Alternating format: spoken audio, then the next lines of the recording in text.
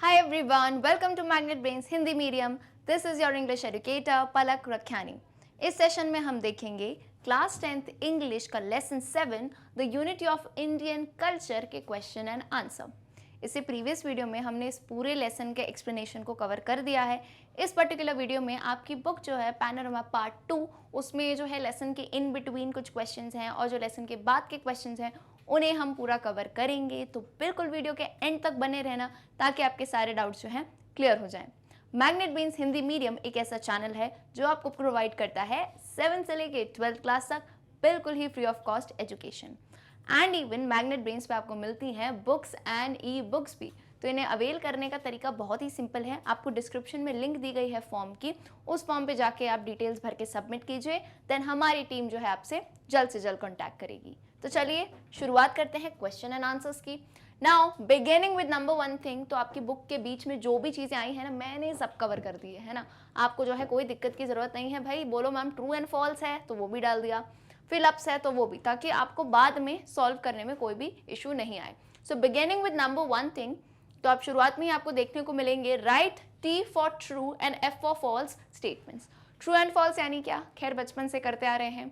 True का मतलब होता है कोई स्टेटमेंट दिया है, अगर वो सही है, आपको लगता है कि वो सही है लेसन के अकॉर्डिंग, जो आपने लेसन पढ़ा है, तो आपको ट्रू मार्क करना है. और अगर गलत है तो एफ यानी फॉल्स मार्क करना है. Very simple. तो number 1, according to the lesson the vitality of Indian culture is not amazing. ये कहा जा रहा है कि इंडिया के कल्चर की जो वाइटलिटी है, जो एसेंस है, वो इतना ज़्यादा खास नहीं है. तो सब बोलेंगे अरे भाई कैसी बात कर रहे हो, इंडिया के कल्चर के ऊपर पूरा लेसन है कि कैसे हमारी संस्कृति इतनी बढ़िया और बेहतरीन रही है, और यहाँ ये कह रहे हैं नॉट अमेजिंग. तो यानी ये सेंटेंस बिल्कुल ही कैसा है, गलत है, यानी फॉल्स है. तो आप इसको फॉल्स लिख सकते हो या फिर सिर्फ एफ बी मार्क कर सकते हो. चलिए number 2, the ancient world through up fine flowers of civilisation in many lands. Ancient world यानी पहले के टाइम में जो है बहुत सारे लैंड्स पे, लैंड यानी बहुत सारी जगहों पे जो है सिविलाइजेशन, सभ्यता लाने की कोशिश की गई है. थ्रू फ्लावर्स यानी फूल फेंके नहीं है एक्चुअली में ये कहने का मतलब है कि वहाँ बहुत सारी जगहों में सभ्यता आई है. तो ये बात बिल्कुल सही है, absolutely true. Number 3, the old civilization and culture have grown up and changed only in Japan. तो बोल रहे हैं कि पुरानी जो सभ्यता थी और कल्चर था, संस्कृति थी, वो सिर्फ जापान में ग्रो करी है और वहीं पे बदली है. तो अब आधे बच्चे जो हैं बाल खुजाएंगे, बोला मैम जापान कहाँ से आ गया. पूरा लेसन हमने पढ़ लिया लेकिन हमने ऐसे जापान की तो कोई बात नहीं करी थी, यूरोप की बात करी थी. तो बोलो यार बिल्कुल फॉल्स है, ये ज़्यादा दिमाग लगाओ ही मत. बोलो मैम जापान की हिस्ट्री पढ़ने लगे आधे बच्चे, अरे लेसन में नहीं था ना, तो बस फॉल्स करो. ऐसा नहीं है, इंडिया की और चाइना के कल्चर्स ने बहुत ज़्यादा ग्रो एंड डेवलप किया है. The Aryans were regarded as the earliest invaders of the land. Aryans को जो है, इन्वेडर यानी कोई भी लैंड का मतलब यहाँ से है किसी भी जगह पे, तो आर्यंस जो है वहाँ पे उन्होंने पहले आके कब्जा किया है, which is absolutely true. Give the opposite of the following words. अब आपको कुछ वर्ड्स दिए गए हैं लेसन में से ही, आपको जो है उनका ऑपोजिट वर्ड्स, जैसे हम हिंदी में कहते हैं विलोम शब्द, तो यहाँ पे आपको ऑपोजिट वर्ड्स प्रोवाइड करने हैं. So number 1 is modern. Modern का मतलब होता है आज की लाइफस्टाइल के हिसाब से. तो मॉडर्न का ऑपोजिट यार इसी पेज पे दिया है, मजेदार बात हो गई, देखो ना, यही दिया है आपको लेसन से रिलेटेड. एंशिएंट, मॉडर्न यानी आज के टाइम की, एंशिएंट यानी पहले के टाइम की. कॉन्कर, कॉन्कर करना यानी विजय पाना, जीत जाना. जैसे किसी ने अगर हमारे लैंड को कॉन्कर कर लिया यानी वो जीत गया. कॉन्कर यानी जीतना होता है, तो इसका ऑपोजिट क्या होगा, लूज करना. ठीक है. अच्छा, अब गलती कहाँ करती हूँ इंग्लिश में बताती हूँ. ये एक होता है लूज, LOSE, और एक होता है LOOSE, लूज. उस लूज का मतलब होता है ढीला, यानी जैसे कोई ढीले कपड़े हुए हैं ना, तो उसे कहते हैं लूज. लूज, इस वाले लूज का मतलब क्या है बेटा, ढीला. और LOSE, लूज का मतलब क्या होता है, हार जाना. तो ये अगर पॉइंट आपको क्लियर नहीं था या भूल जाते हो तो इसको जरूर नोट कर लेना. इस लूज का मतलब क्या है, ढीला, है ना. जैसे लूज पैंट कह लो, ढीली पैंट हो गई, कोई भी लूज ऑब्जेक्ट कह लो, है ना. और LOSE, लूज यानी होता है हारना. चलिए नेक्स्ट आते हैं. नेक्स्ट वर्ड क्या है, यूनिटी, जो कि हमारा लेसन का नाम ही है भाई, यूनिटी ऑफ इंडिया. यूनिटी यानी एकता. तो यूनिटी का उल्टा क्या होगा, डिसयूनिटी. डिसयूनिटी यानी क्या, कि अनएकता जिसे हम कहते हैं, है ना. चलो नेक्स्ट आ जाओ. पॉसिबल यानी कोई चीज़ जो हो सकती है, उसका उल्टा होगा ऑफ कोर्स इम्पॉसिबल. नेक्स्ट है डेड, डेड यानी मृत, और उसका ऑपोजिट क्या होगा, अलाइव, अलाइव यानी जिंदा। तो काफी इजी वर्ड्स हैं, काफी स्कोरिंग रहता है आपके लिए ये। चलो नेक्स्ट हम आ जाते हैं answer the following questions briefly. अब answer the questions following briefly में क्या है, ब्रीफली का मतलब होता है कि किसी भी चीज को छोटे में आंसर करना। आपको बहुत लंबी स्टोरी नहीं लिखनी है, जैसा क्वेश्चन है उसका डायरेक्ट आंसर देना है। तो ये वाले क्वेश्चंस आप जल्दी से निकाल लो, आपकी कन्वीनियंस के लिए मैंने पेज नंबर भी दिया है, पेज नंबर 7070 पे आ जाओ तो आपको क्वेश्चन दिखेंगे, वहां उनके आप आंसर्स नोट कर सकते हैं। Beginning with question number 1, Who has delivered the speech The Unity of Indian Culture? यानी ये जो पूरा हमने लेसन पढ़ा है, हमें पता है ये एक भाषण दिया गया था। तो ये भाषण किसने दिया था, ये भाषण दिया था हुमायूं कबीर जी ने। तो Humayun Kabir has delivered the speech the unity of Indian culture. और ये स्पीच मैं ऐसे ही याद दिलाने के लिए बता दूं, उन्होंने ये स्पीच दी थी बड़ौदा यूनिवर्सिटी में। ठीक है, चलिए coming to question number 2, How were the Aryan regarded till recently? Lesson में बताया गया था कि आर्यन को अभी तक क्या माना जाता था। तो अभी तक हम ये मानते थे कि इंडिया के पहले जो इन्वेडर्स थे, यानी इंडिया पे जो कब्जा करने पहले आए थे, वो सबसे पहले आर्यंस रहे थे। So till recently the Aryans were regarded as the earliest invaders of the land। यहाँ पे the land से इनका कहने का मतलब है इंडिया, हिंदुस्तान की बात कर रहे हैं। अर्लीस्ट यानी सबसे पहले, सबसे पुराने जो है इन्वेडर्स कौन रहे हैं इंडिया के, आर्यंस, ऐसा माना जाता था अभी तक। चलिए question number 3, how did the pre Aryans build up a new civilisation? तो अभी मैंने क्या कहा, अभी के टाइम तक ये माना जाता था कि आर्यन सबसे पुराने इन्वेडर्स थे, लेकिन कुछ मॉडर्न स्कॉलर्स ने जो स्टडी करी है उनसे पता चला है कि आर्यन से पहले भी कोई थे, तो उनका नाम हमने क्या डाल दिया था, प्री आर्यंस। बिकॉज हमें कोई एक एग्जैक्ट नेम नहीं पता था, तो प्री का मतलब क्या होता है, pre means something before, pre का मतलब क्या होता है, पहले। तो आर्यन से पहले आए तो उनको हमने क्या कह दिया, प्री आर्यंस। तो आपको ये बताना है कि प्री आर्यंस ने सिविलाइजेशन, नई सभ्यता कैसे बिल्ड करी। So the pre Aryans had built up a new civilisation which has astonished modern scholars by its extent and depth. तो उन्होंने इस तरह से जो है नई सभ्यता बनाई थी जिसने एस्टोनिश यानी एकदम शॉक में रख दिया, जो मॉडर्न अभी के स्कॉलर्स जो हैं, जो स्टडी करते हैं इस बारे में, उसके एक्सटेंट की कितनी दूर तक उन्होंने सभ्यता फैलाई है और कितनी डेप्थ में। तो वही बात यहाँ पे बताई गई है, एंड ये एग्जैक्ट लाइंस मैंने लेसन में से ली है। हमेशा बताती हूँ, कुछ कुछ टिप्स मैं देती चलती हूँ कि आपको कभी भी आंसर लिखने हो तो अपनी लैंग्वेज में लिखना is good, but sometimes in English जब आप लेसन से रेफरेंस लो एग्जैक्ट, तो भी काफ़ी अच्छा रहता है, स्कोरिंग रहता है, ताकि आपकी इंग्लिश भी जो है राइटिंग में गलत नहीं हो। Okay, coming to question number 4, ये सब भी पेज नंबर 70 पे ही है। What according to author is the most remarkable feature of Indian culture? यानी ऑथर के अकॉर्डिंग इंडियन कल्चर में, यानी हमारी हिंदुस्तानी संस्कृति का सबसे रिमार्केबल यानी सबसे बेहतरीन फीचर क्या रहा है? So the most remarkable feature of Indian culture according to the author, अपने हिसाब से मत बताना है ना, ऑथर ने जो बोला है उस हिसाब से बताओ। According to the author is the underlying unity of spirit. Underlying का मतलब क्या होता है? Underlying, hidden but important. मैं हर चीज का मतलब बहुत ही सिंपल तरीके से समझाती हूँ बेटा, जिससे आपको समझ आ जाए। अंडरलाइन का मतलब होता है ऐसी कोई चीज जो बहुत बाहर दिखती नहीं है, हिडन रहती है लेकिन जरूरी होती है। तो अंडरलाइंग यूनिटी ऑफ स्पिरिट। अब हम इंडियंस की स्पिरिट ऐसा तो नहीं है हम रोज बाहर जाते हैं और हम ये नहीं हिंदुस्तान जिंदाबाद और ऐसे कर रहे, नहीं भाई, लेकिन कभी भी कोई ऐसी परिस्थिति आती है हमारे देश के ऊपर तो सब हम यूनाइट हो जाते हैं। तो तब लगता है कि ये वाली जो स्पिरिट थी, ये अंडरलाइन थी हमारे अंदर दबी है और आप में भी दबी हुई है। जब ऐसी कोई भी सिचुएशन आएगी, so we are full in standing for our own country. Okay, so remarkable feature क्या है? It is the underline unity of spirit.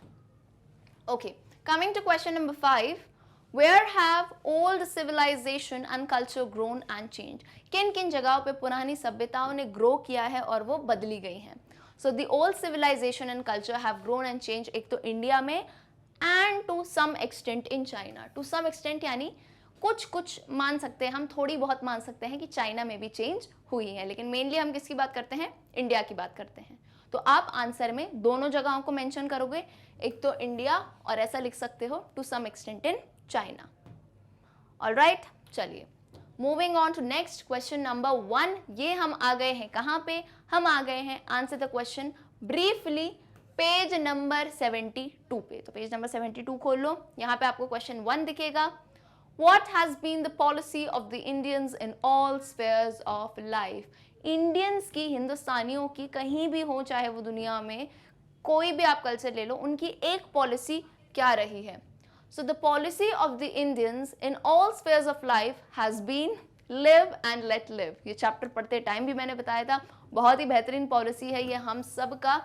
live and let live का मतलब क्या होता है? It simply means जियो और जीने दो। ये आपने आई थिंक कहीं हिंदी वगैरह में भी देखा होगा। इस टाइप के जो हैं बोला जाता है कि भाई इंडियंस की क्या फिलॉसफी रही है कि भाई जियो और जीने दो, लिव एंड लेट लिव की policy all the Indians have been following. Question number 2, what is preferable to fanatic devotion? Fanatic devotion यानी हमने क्या बताया था इसमें, कट्टर भक्ति। फैनेटिक यानी एकदम ही जो किसी एक्सट्रीम होता है ना कि मैं इसी चीज को मानता हूं, तो कट्टर भक्ति के लिए क्या प्रेफरेबल है? So toleration is preferable to the fanatic devotion which leads to the denial and persecution of all other values but its own। यानी क्या, टॉलरेशन, जो आप लेसन को याद करोगे ना तो ये चीजें आपको याद आएगी। टॉलरेशन मैंने क्या बताया था, सहनशीलता, ठीक है, ये ना लिखा है मैंने, सहनशीलता। सहनशीलता यानी क्या, किसी भी चीज को, कोई भी चीजें होती हैं तो इंडियंस का क्या है, एक ये चीज की बात करी थी कि टॉलरेशन पॉजिटिव क्यों है और उसका नेगेटिव दोनों बताए थे हमारे ऑथर ने। तो पॉजिटिव में ये था कि हमारी जो यूनिटी मेंटेन है जस्ट बिकॉज हम सहनशील हैं, हर चीज को हम एक्सेप्ट कर लेते हैं। टॉलरेशन अब लेकिन ये एक एक्सट्रीम पे चला जाए तो किसके लिए प्रेफरेबल है? फैनेटिक डिवोशन यानी वो लोग कट्टर भक्ति जो करते हैं उनके लिए है, जिसकी वजह से वो ना खुद बाकी सब लोगों की जो है वैल्यूज और उन सबको डिनाई करते हैं या उन पे अत्याचार होते हैं, लेकिन उनके खुद के साथ भी सेम चीज होती है। तो यही एग्जैक्ट जो है आंसर आप बुक से ले सकते हैं, ठीक है। चलिए question number 3, which spirit underlines the changes of Indian history? ऐसी कौन सी स्पिरिट है जो बताती है कि इंडियन हिस्ट्री, इंडिया के इतिहास में ऐसे ऐसे चेंजेस आए हैं? So the spirit of underlying unity, किस किस चीज की स्पिरिट? एक तो अंडरलाइंग यूनिटी, एकता जो है हमारी, which informs the diverse expression of its lines, underlines the changes of Indian history. यानी हमारे इतिहास से हमने क्या देखते आए हैं कि इंडियंस के अंदर एक अपना जो है ना हिंदुस्तानी पन जैसे कहते हैं वो है हमेशा से, और अंडरलाइंग एक हमारे अंदर ही छुपी हुई हमारी एक यूनिटी है। उसमें जो है वो क्या इन्फॉर्म करता है? डाइवर्स एक्सप्रेशन, कि कैसे विभिन्न टाइप के कल्चर हैं, ट्रेडिशंस हैं, रिलीजन्स हैं, उसके बावजूद भी we all stand one and united. So you can note down this answer. Coming to question number 4, how does Humayun Kabir define culture? जब मैं पढ़ा रही थी तब मैंने बताया था कि कल्चर या फिर सिविलाइजेशन की कुछ बहुत ही बेहतरीन डेफिनेशंस दी हैं लेसन में ही, तो आपको क्या करना है, वहीं से उठाना है आपको डेफिनेशन, किसकी? कल्चर यानी संस्कृति की। So according to Humayun Kabir, क्योंकि क्वेश्चन को आंसर कैसे देना है, चाहे आपको ये क्वेश्चन आए या मान लो कोई और घुमा फिरा के क्वेश्चन दे दिया, आंसर देने की शुरुआत कैसे करनी है? इफ दे आर आस्किंग बेटा कि हुमायूं कबीर, यानी अगर ऑथर के हिसाब से आपको कल्चर की डेफिनेशन पूछी है तो आप यूजुअली आंसर की शुरुआत कैसे करते हैं? आप यूजुअली ये लिखेंगे अकॉर्डिंग टू हुमायूं कबीर, यानी हुमायूं कबीर के हिसाब से कल्चर क्या है। अब फिर पढ़ते हैं आगे। Culture is a concept which cannot be simply और यूनिटेरली डिफाइंड। एग्जैक्ट मैंने लाइन लिखी है यूनिटेरली, यूनिट का मतलब क्या होता है? वन। तो यानी जब मैं कल्चर कहूं तो मैं उसे एक सिंपल भाषा या किसी एक वर्ड से डिफाइन नहीं करूंगी कि यार ये सो एंड सो चीज कल्चर है। It is always a complex of many strands of varying importance and vitality। वो हमेशा एक मिक्सचर है, कॉम्प्लेक्स मिक्सचर है अलग अलग टाइप के लोगों का, उनके कल्चर का, उनके डिवीजन का, उनकी इंपॉर्टेंस और उनकी वाइटलिटी का। ठीक है, तो इस टाइप से आप कल्चर को डिफाइन कर सकते हैं। ऑल्दो मैं आपको फिर से बता दूं, लेसन में कल्चर की थोड़ी बहुत और भी डेफिनेशन दी गई हैं कि कैसे कल्चर, लैंग्वेज और आर्ट है ना, सोशल कस्टम और इन सब का भी मिक्सचर है। सो इफ यू वांट आप उस टाइप के आंसर्स को भी अपनी लैंग्वेज में कोट कर सकते हैं। ठीक है भाई, आ जाओ आगे। Question number 5, how does Humayun Kabir define civilisation? अब पूछा है ऑथर ने सिविलाइजेशन यानी सभ्यता को कैसे डिफाइन किया। So answer is Humayun Kabir defines civilization as the organization of society which creates the condition of culture. सभ्यता के बारे में बताया कि वो एक ऐसी टाइप की सोसाइटी है जिसको ऑर्गेनाइज किया जाता है, यानी पहले जो है बिल्कुल जंगली लोग थे या उनको इतने आइडिया नहीं थे कि कैसे जीवन जीना होता है ना, बारबेरियन टाइप के अनसिविलाइज लोग थे। तो सिविलाइजेशन मतलब क्या होता है, किसी भी पर्टिकुलर सोसाइटी को, लोगों को ऑर्गेनाइज करना और उस ऑर्गेनाइजेशन से एक ऐसी स्थिति बनाना जिससे एक नए कल्चर या एक नई संस्कृति का जन्म हो। ओके, चलिए question number 6, what does the experience of European countries give us. European countries के एक्सपीरियंस से हमें क्या पता चलता है। तो एक बात को याद करो, जब हमने बात की थी कि सिविलाइजेशन कल्चर के बिना हो सकता है। सिविलाइजेशन यानी कोई भी सिविलाइजेशन हो, सभ्यता हो, ऐसा हो सकता है कि कल्चर जो है वहाँ पे जनरेट नहीं हो। यानी बहुत सारी जगहों पे, जैसे यूरोप का एग्जाम्पल लिया था, इट इज़ एन एग्जाम्पल कि यहाँ पे सिविलाइजेशन तो हुआ लेकिन किसी नई संस्कृति ने जन्म नहीं लिया है। The experience of European countries give us cases of civilisation without culture. अगर आपको ये बात याद रहे, मैंने बताया था कोई भी कल्चर और संस्कृति के जन्म होने के लिए सिविलाइजेशन ज़रूरी है। यानी आज मैं ये नहीं कह सकती कोई भी कल्चर है तो वो बिना सिविलाइजेशन आया, नहीं। Any culture needs to be civilise, यानी सिविलाइजेशन के बाद ही कल्चर की कंडीशन बनती है। लेकिन ऐसी बहुत सारी जगह हैं जहाँ पे सिविलाइजेशन हुआ तो सही लेकिन किसी कल्चर को जन्म नहीं मिला या ऐसी कंडीशन नहीं बनी कि सब उस कल्चर को फॉलो करें। तो यूरोपियन कंट्रीज इसी का एग्जाम्पल है। चलिए, coming to long answer questions, अब अगेन हमारे इन बिटवीन द बुक वाले क्वेश्चंस खत्म होते हैं। आपकी बुक में एंड में जो लॉन्ग आंसर क्वेश्चंस होते हैं हम उसे बिगेन करेंगे। अब ये इंपॉर्टेंट क्यों है, क्योंकि यार ये पूछे जाते हैं और इनमें आपको जो पूरा लेसन है क्लियर होना चाहिए। तो मैंने पिछले वीडियो में एक्सप्लेनेशन दिया है, उसे अच्छे से देखना ताकि आप जो है जब एक क्वेश्चन पूछा है तो आपको थोड़ी बेटा बैक स्टोरी बतानी पड़ेगी कि लेसन में क्या दिया है। तो beginning with question number 1, what in your opinion are the characteristic features of Indian culture. अब ये क्वेश्चन आपसे पूछा गया है, आपकी राय ली गई है कि भाई बताइए आपके ओपिनियन में इंडियन कल्चर के क्या क्या फीचर्स हैं। सो आप जो है दो चीज़ें कर सकते हो। मैं हमेशा कहती हूँ लिटरेचर में कोई एक आंसर नहीं होता। अरे जैसे साइंस होता है, मैथ्स होता है, मैंने कहा 4 + 4 8 है तो ये 8 ही रहेगा, तुम कैसे भी लिखो। लेकिन लिटरेचर, इंग्लिश, हिंदी सब्जेक्ट्स में क्या है, आपको आंसर लिखना है तो आप अपने वे में लिख सकते हो। तो आप क्या करना, थोड़े आइडिया जो है लेसन से लेना, थोड़े यार मैंने आपको करके दिया है उससे लेना, एंड अपने तरीके से भी आंसर आप कोट कर सकते हैं। चलिए, ऐसा नहीं बिल्कुल एग्जैक्ट कॉपी आप छाप दो, आप कोशिश करो अपने हिसाब से भी कुछ यहाँ पे वर्ड्स ऐड ऑन करने की। चलिए आंसर पढ़ते हैं। We find a remarkable unity of spirit mentioning Indian culture throughout the ages. Though there is derivation from many sources, following as a result variety of forms and types, in my opinion, क्योंकि आपसे आपका opinion clearly question में पूछा गया है तो बीच में आप ये बहुत ही अच्छा सा फ्रेज यूज कर सकते हो, इन माई ओपिनियन, मेरी राय में, really the most remarkable features of Indian culture is its underlying unity, उनकी जो है एकता है। No other civilisation in comparison to ours has the vast area and long period, यानी किसी भी सभ्यता को कंपेयर करें तो हमारे जितनी बड़ी एंड विशाल कोई भी नहीं है। चाइना में भी an exception to some extent, China का भी आप नाम इंक्लूड कर सकते हो कि हाँ थोड़ी कुछ जो है चाइना में भी है सिविलाइजेशन हुआ है। The area of the land, the number of the people, the variety of the races and the length of the India's history are rarely repeated elsewhere. ये पूरा लेसन में से मैंने वर्ड्स लिए हैं कि हमारा जो एरिया है, लोग हैं, डिफरेंट कल्चर्स हैं, ऐसी चीज़ें, इतनी बड़ी लेंथ या इतना बड़ा नंबर कहीं भी रिपीट नहीं हुआ है दुनिया में। सो इन माई, तो एंड करते हुए आप ऐसे लिख सकते हो, सो in my opinion the characteristic features of Indian culture is remarkable unity of spirit with the message of Indian culture throughout the ages. The spirit of tolerance, क्योंकि ये लेसन में दिया था तो आप मेंशन कर सकते हैं, the spirit of tolerance has also characterized Indian history. Live and let live has been the policy of the Indian in all spheres of life. तो जियो और जीनो दो वाली बात भी जो है आप इसमें बता सकते हो, लेसन से कुछ जो है आप आइडियाज ले सकते हैं। I hope this is very clear and question थोड़े लंबे हैं आंसर्स, तो आप जो है इनका स्क्रीनशॉट ले सकते हो। ये फर्स्ट पार्ट है and this is the second part. Okay, coming to question number 2, how is Indian culture different from the cultures of other countries. अब हमें इसमें बताना है कि इंडिया की जो संस्कृति है, हिंदुस्तान की संस्कृति बाकी सबसे अलग कैसे है। So the unity and continuity of Indian culture is highly admirable, यानी प्रशंसनीय है हमारा culture, we find many examples of civilization without culture in European countries. There is also a great difference in quality between the masses and classes in those countries. यानी हमने काफ़ी ऐसे example देखे हैं जहाँ पे सिविलाइजेशन हुआ लेकिन कल्चर नहीं आया, जैसे यूरोपियन कंट्रीज में, और वहाँ पे जो है क्वालिटी का डिफरेंस काफ़ी ज़्यादा किया जाता है. इस टाइप से क्वालिटी यानी गुणों के बेसिस पे भेदभाव बहुत हैं जो कि इंडिया में नहीं है.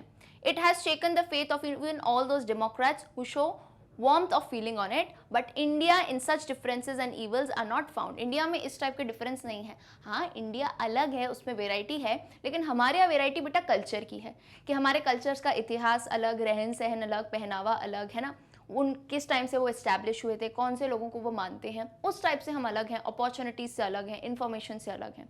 लेकिन ऐसा कभी नहीं हुआ है कि क्वालिटी जैसे हम अमेरिका में ले ब्लैक्स एंड वाइट्स, इस टाइप से जो है काफ़ी कम चीज़ें इंडिया में अब देखी जाती हैं. Unity is almost the characteristic of all culture. जितने भी कल्चर हैं, अपन कितने भी अलग हो यार, कितनी भी देख लो आप, रिलीजन भी हो, कास्ट हो, कलर हो, हम जो है यूनाइटेड रहते हैं. हमारा जो है एकता सबसे कॉमन चीज़ है in all the cultures. But the continuity is not found in all these countries accept in India. India में सबसे बेहतरीन बात क्या रही है, तब से लेके आज तक ये कंटिन्यू कर रही है. एंड इवन आप भी, आपको पता है आपके कल्चर में क्या आता है, आपके पेरेंट्स ने आपको या आपके ग्रैंड पेरेंट्स ने कितनी चीज़ें सिखाई है कि यार अपना कल्चर ये है, कुछ कस्टम्स होते हैं जो हम फॉलो करते हैं, ट्रेडिशंस होते हैं फॉलो करते हैं. तो इंडिया की सबसे बेस्ट बात ये रही है कि उनकी यंग जनरेशन यानी आप लोग इस चीज़ को बढ़ाते आते हैं. And just because of this continuity of unity आज भी जो है इंडिया इतनी डाइवर्सिटी के साथ भी बहुत ही अच्छी तरीके से वर्ल्ड में एक प्लेस रखता है. As such, what especially distinguishes the culture of India is its unbroken continuity.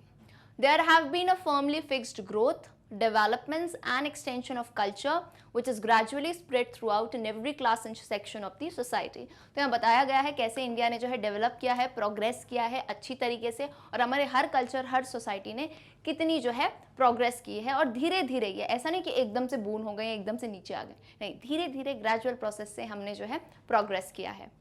Okay, चलिए coming to next question. Question number 3, explain clearly the difference between culture and civilisation. अब आपको इसमें जो है क्लियरली कल्चर और civilisation, culture is basically संस्कृति and civilisation is सभ्यता के बीच में डिफरेंस बताना है, क्योंकि पूरा लेसन, पूरा चैप्टर उसी पे सराउंडेड है. तो आइए देख लेते हैं क्या एग्जैक्ट डिफरेंस है.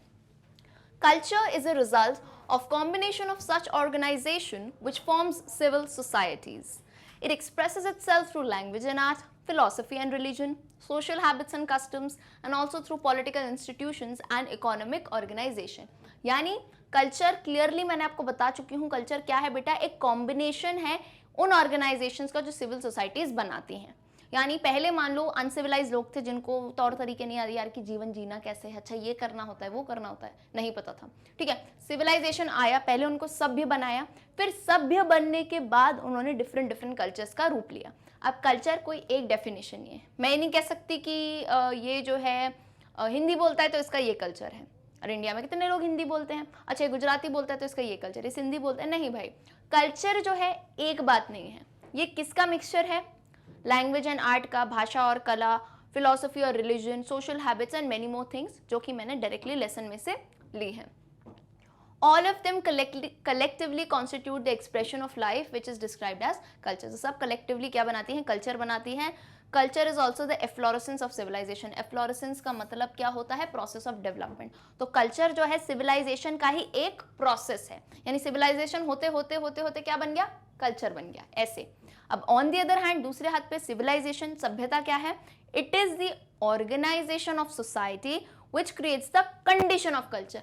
मतलब अभी तुम एक एग्जांपल लो, कुछ अनसिविलाइज लोग हैं, मान लो है ना, कुछ 500 लोग हैं, ठीक है, सिंपल एग्जांपल दे रही हूँ, ये अनसिविलाइज, इनको रहना सहना आता नहीं था, पहले के लोग हैं, जंगली लोग हैं, ऐसे ही कुछ भी काम कर रहे हैं, लड़ रहे हैं, भिड़ रहे हैं, नहीं. अब हम क्या आए, हमने जो है इनको पहले सिविलाइज्ड किया, सिविलाइजेशन लाए, यानी इनको तौर तरीके सिखाए कि अच्छा सबको बोला कि क्या चावल खाने चाहिए तरीके से, चम्मच पे या हाथ से खाओ, दिन में चावल खाओ, रात में रोटी सब्जी बना के खाओ, इस टाइप के जो है कपड़े ऐसे ढंग से पहनने चाहिए, पहले पत्तियां पहनने बोले कपड़े पहना करो ये बना के, ठीक है, सिविलाइजेशन करें. अब जो है इस सिविलाइजेशन में मान लो कोई 250 लोग हैं जिन्होंने सेम चीजें अडॉप्ट कर ली, और किसकी कंडीशन बन गई, एक कल्चर की। जैसे धोती कुर्ता पहनने लगे और खाने में जो है वो इडली सांभर खाने लगे, या कोई भी आप चीज़ मान लो, तो समझ रहे हो मेरी बात। कैसे पहले कुछ लोग थे अनसिविलाइज्ड, पहले सिविलाइज्ड हुए, देन किसकी कंडीशन बनी, कल्चर की। अच्छा बेटा मेरे, जरूरी नहीं है कि सिविलाइजेशन के बाद कल्चर बने ही, कंडीशन बनी है। कुछ सिविलाइजेशन पे ही छूट जाते हैं, मैक्सिमम ऐसे ही छूटे हैं। ये तो इंडिया में जो है कल्चर तक की कंडीशन पूरी बन गई है और अभी तक हमारे जो है कल्चर संस्कृति चली आ रही है। Therefore, we cannot think of culture without civilization। यानी संस्कृति को हम बिना सिविलाइजेशन तो सोच ही नहीं सकते ना। आई होप इस एग्जाम्पल से आपको स्टेप समझ आई हो कि सिविलाइजेशन पहले क्यों आता है और कल्चर बाद में क्यों। तो हम यहाँ पे कुछ की फीचर्स और देख लेते हैं। Thus, culture and civilization are closely interrelated। यानी ये बहुत ही क्लोजली एक दूसरे से आपस में रिलेटेड है। Therefore, the difference between both of them is quite evident. As such, number one, civilization is organization of society which creates the condition of culture. Second, there is not at all the separate identity of culture। Culture की एक बहुत ही अपनी अलग identity नहीं है, ये क्या है, एक मिक्सचर है बाकी सभी कॉम्प्लेक्स जो है अपन स्ट्रैंड्स या सोर्सेज मान सकते हैं, ठीक है। थर्ड आओ, there may be civilization in the places which have not yet develop their culture. ऐसी जगहों पे सिविलाइजेशन हो चुका होता है जिनमें अपना कल्चर अभी तक डेवलप नहीं किया है। Culture is the bright radiant light of civilization. यानी सिविलाइजेशन की एक बहुत ही बेहतरीन चीज क्या है, culture. I hope it is clear. चलिए क्वेश्चन 4 पे आ जाते हैं। What is the capacity of readjustment exhibited in the Indian society? Is it the strength or the weakness of Indian society? तो आपसे पूछा जा रहा है कि जो रीएडजस्टमेंट की बात करी थी इंडियन सोसाइटी में, वो क्या कैपेसिटी होती है और क्या ये रीएडजस्टमेंट है ना, यानी बार बार अपनी चीज़ों से एडजस्ट करना, ये जो है इंडियन सोसाइटी की स्ट्रेंथ है या फिर उनकी ये वीकनेस है, कमज़ोरी है या फिर ये उनकी ताकत है। तो इस आंसर को आपको थोड़ा जो है ना संभाल के देना है, यानी दोनों फॉर्म्स पे रखना है। सीधा स्ट्रेंथ भी नहीं कह सकते, सीधा वीकनेस भी नहीं कह सकते। तो आंसर को कैसे कोट किया है देखो। Answer is the Indian society has always shown the capacity of readjustment. Such form of adjustment is done through our principle of live and let live which is found in the spirit of toleration. यानी हमारे adjustment का principal क्या रहा है, जियो और जीने दो। कि यार ऐसा नहीं है हम किसी की सक्सेस से परेशान हो रहे हैं कुछ, हम एक सिंपल फिनोमेना रखते हैं, तुम भी जियो हमें भी जीने दो। और सहनशीलता, यानी कोई प्रॉब्लम आती है तो लोग एडजस्ट करते हैं, कम ज़्यादा में मान लेते हैं चीज़ों को। It has characterized Indian history throughout the ages and has been the policy of the Indians in all spheres of life. The rays of civilization fell and shone on many countries. They are all dead and gone. But in India, the old civilization and culture have grown and changed. इसका मतलब क्या है कि civilisation सभ्यता बहुत सारी countries पे और आई, लेकिन उनमें से सब फेल हो गई है कल्चर बनाने में। लेकिन इंडिया सक्सेसफुल है भाई। आज तुम बाहर जाओगे तो तुम आराम से बता सकते हो इंडियन कल्चर क्या है, या फिर आप कोई फॉरेन पॉलिसीज देखोगे, आप इंडिया को देखोगे जब दूसरी कंट्री से कंपेयर करते हो, तो आपको आई थिंक क्लियरली समझ आता है कि कैसे हमारा कल्चर इतना प्रोमिनेंट है और बाकी जगहों का तो खैर ना के बराबर है ही नहीं। या फिर उनके जो कल्चर होते हैं ना, ये ऐसा नहीं है तुम कोई भी चीज़ सेलिब्रेट कर रहे हो कुछ, उनके अभी अभी बने होते हैं। इंडिया की पुरानी हिस्ट्री यानी इतिहास से वो चीज़ें चली आ रही हैं। The capacity of readjustment exhibited in the Indian society is sometimes followed to such an extent that it creates an unfavorable condition। तो मैंने क्या कहा, आंसर को बैलेंस करके रखा करो। शुरुआत में अपन ने इसी रीएडजस्टमेंट, टॉलरेशन, सहनशीलता की तारीफ करी। थोड़ा सा अपन को नेगेटिव पॉइंट भी बताना है कि हर चीज़ तो यार पॉजिटिव नहीं होती है, हर चीज़ के किसी का अच्छा है तो बुरा तो होता ही है, एक चीज़ आती है तो उसका ऑपोजिट है ही। तो यहाँ क्या बताना है, जो कैपेसिटी रीएडजस्टमेंट की है इंडियन सोसाइटी में कभी कभार इतनी ज़्यादा हो जाती है कि हमारे लिए ही प्रॉब्लमैटिक यानी अनफेवरेबल कंडीशन होती है। As such, it appears that the capacity of readjustment exhibit is not the weakness of Indian society। लेकिन अब तक हमने देखा है कभी कभार हो जाती है ऐसी कंडीशन, लेकिन आप एक बड़ा फेज देखो, है ना। हमेशा तुम जो है 1 लाख रुपए हैं और यहाँ पे 1 रुपए है, तो तुम किसको देखोगे, 1 लाख को। तो मैक्सिमम टाइम्स की अगर हम बात करें तो ये जो क्वालिटी है रीएडजस्टमेंट की, ये हमारी वीकनेस नहीं, हमारी स्ट्रेंथ है। It is the noble quality which it preserves. ये हमारी नोबल क्वालिटी है और हम ये मानते हैं ना कि जैसा हमने किया है that will get in return. So these are the noble qualities जो हम प्रिजर्व करके रखते हैं और इसी से हमारी फ्यूचर जनरेशन जो है बेटर करती हैं। So in this sense it is rather the strength of our society. तो देखो कितने अच्छे तरीके से उस पूरे पैराग्राफ में बताया है कि हाँ यार कभी कभार इन चीज़ों से, जो इन क्वालिटी से हमें दिक्कतें आती हैं, लेकिन बेटा लॉन्ग टर्म की अगर बात करें तो ये चीज़ें हमारी नोबल क्वालिटीज़ हैं जो कि हमें बाकी सबसे अलग बनाती हैं एंड आप अगर ना आगे की बात देखो ना तो ये हमें खुश भी रखती है, क्योंकि अगर आप नेगेटिव चीज़ें फॉलो करोगे ना वो उस टाइम के लिए बढ़िया लगेगा लेकिन लॉन्ग टर्म के लिए अच्छा नहीं होता है, जो कि हम पर ने चैप्टर में भी एक्सप्लेन किया था। तो लॉन्ग आंसर है अगेन, तो आप इसका स्क्रीनशॉट ले सकते हैं।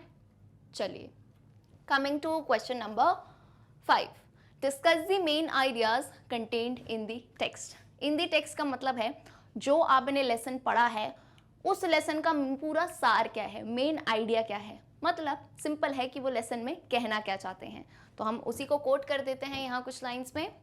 The main idea in the text is the unbroken unity and continuity of Indian culture. यानी हम बता रहे हैं कि कैसे हमारी इंडिया की संस्कृति है वो चलती आई है। It is also significant that India was invaded by 100 of tribes and races. तो हम ये भी बताएंगे कि इंडिया को जो है बहुत सारी ट्राइब्स इन्वेड कब्जा करने आई थी यहाँ पे, है ना। Pre-Aryans invaders had displaced those people who were living there. The Aryan invasion repeated the process. Such attacks by wandering tribes continued for a longer time. बहुत सारी ऐसे घूमती हुई जो प्रजातियां थी, ट्राइब्स थी, वो आए और उन्होंने सोचा कि हम यहाँ पे राज कर पाएं। The Greek, Sakas and Huns invaders appeared on the scene as victor, but were shortly being swallowed and mixed up in the Indian culture. यानी बाहर के लोग आए थे अपना कल्चर इस्टेब्लिश करने, लेकिन वो सब फेल हो गए, डेड हो गए, बन ही नहीं पाए, और वो जो है हमारे इंडियन कल्चर में ही आके जो है मिक्स हो गए। It so happened due to our remarkable unity in forming Indian culture throughout the ages. ये क्यों हो सका बेटा? यूनिटी, एकता बोलते हैं ना, मुट्ठी बंद होती है तो इट्स ऑल। तो that is the thing we are talking about यहाँ पे, कि वो अपने कल्चर लेके तो आए लेकिन अडॉप्ट नहीं कर पाए, यानी अपना स्थापित नहीं कर पाए, और इंडियन कल्चर ने जो है उन्हें क्या कह सकते हैं अपन जो है सिग्निफाई कर दिया या फिर उनको डोमिनेट कर दिया basically, right. Live and let live has been the policy of the Indian in all spheres of life. We even do not care for our sufferings for others welfare। यानी ये एक रहा है इंडिया का कि भाई जो है हम अपनी खुद की सफरिंग नहीं सोचते हैं, दूसरों को अच्छा करने के लिए, है ना। दूसरों का भला करो पहले तो खुद का हो ही जाएगा। It is a fact that true and vital culture preserves unity and universality। Culture is a concept which cannot be simply और यूनिटरली डिफाइंड। यानी अगेन कल्चर की जब हमने बात की थी, किसी एक वर्ड से आप डिफाइन नहीं कर सकते, और हमारे ही ये जो बोलते हैं ना, बहुत ही बोलोगे मैम पुरानी बातें लगती हैं कि संस्कृति है ये सब है, but that is something which has preserve the unity, यानी एकता को उसने प्रिजर्व करके रखा है। और कैसे जो है हम अभी तक, आप किसी भी कंट्री में जाओ, अभी तक we are able to maintain that kind of a culture and impact even, right. चलो भाई, civilization is the organisation of society which, यहाँ पे आपको सब चीजें ना शॉर्ट में मेंशन कर देनी है। Civilization is the organisation of society which creates condition of culture. Therefore except India not any civilize nation and races can be regarded as culture. तो इंडिया के अलावा जो है और कोई ऐसा नेशन नहीं है, थोड़ा बहुत चाइना मान सकते हैं, जिसे हम कहें कि कल्चर्ड है वो, है ना। कल्चर्ड यानी उनके यहाँ कोई कल्चर संस्कृति इस्टेब्लिश्ड है। In European countries, there is difference in quality between the masses and classes, which is not found in India। तो यूरोप में जो है क्वालिटी के बेसिस पे भेदभाव करते हैं, जो कि इंडिया में ऐसा नहीं है। The unbroken unity and continuity of Indian culture is admirable। हमारी एकता जो है, तुमको ऐसा लगेगा छोटी छोटी चीज़ों का भी कंसिडर मत करना, इस लेसन में ओवरऑल बात कर रही है कि बेटा अपनी कंट्री पे जब आँच आएगी ना तो सब एक हो जाते हैं, that is the actual thing. यहाँ बाहर किसी से कहो तो इंडियन कल्चर बेसिक रूल, चाहे तुम किसी भी रिलीजन से हो, तो हम कैसे कुछ कुछ हमारे जो है फॉर्मूलेज होते हैं कि हम लोगों का भला करें, किसी का नुकसान नहीं करें। कोई हमारे घर आता है, किसी भी कल्चर में कोई हमारे घर आता है तो हम उसको अच्छे से ट्रीट करते हैं, है ना। मेहमान नवाजी, hospitality, everything is India famous for just because of its culture. So very clear, ठीक है। बहुत ही प्राउड फील होता है ना ये लेसन पढ़ते टाइम। चलो भाई, मुझे पढ़ाते टाइम भी बहुत प्राउड फील होता है। सो आई होप काफ़ी क्लियर हो गए होंगे आपको क्वेश्चन एंड आंसर्स। अगर वीडियो पसंद आया हो तो like, subscribe, share and even comment करना मत भूलना कि कितना मज़ा आया वीडियो में। अगेन बता दूं यार, मैग्नेट ब्रेन्स में आपको हिंदी मीडियम, इंग्लिश मीडियम, दोनों जो भी हमारे मीडियम है, आपको सभी वीडियोस बेटा मिलते हैं बिल्कुल फ्री ऑफ कॉस्ट। आप जो है हमारे सोशल मीडिया हैंडल्स पे भी कनेक्टेड रह सकते हैं। इसी के नेक्स्ट वीडियो में मैं लेके आऊँगी इस पर्टिकुलर चैप्टर का ग्रामर सेक्शन, तो बिल्कुल बने रहना for our upcoming session. See you all till then, good bye.